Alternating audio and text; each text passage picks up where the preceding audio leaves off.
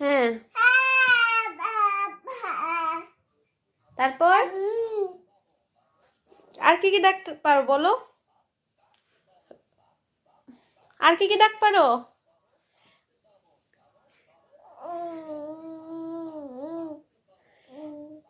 বাবা, peekaboo, peekaboo, peekaboo, ডাকতে পারো। হ্যাঁ, তারপর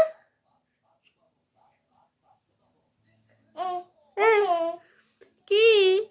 মাশাআল্লাহ, বারাকাল্লাহু ফিক। এত হাসি কেন আসছে?